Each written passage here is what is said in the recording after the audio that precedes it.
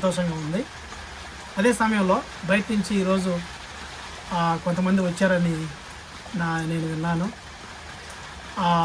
ఏదేమైనప్పటికీ ఈ విధంగా మీతో మాట్లాడటం అనేది చాలా సంతోషం.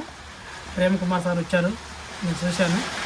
అలాగే కొంతమంది వచ్చారు బయట నుంచి. చాలా థ్యాంక్ యూ సార్ మీరు వచ్చినందుకు. ఈ సమయంలో ఒక చిన్న మాట మీకు చదివి వినిపించాలని ఆశపడుతున్నాను, సంఘ సభ్యులతోనూ అలాగే మీకు కూడా.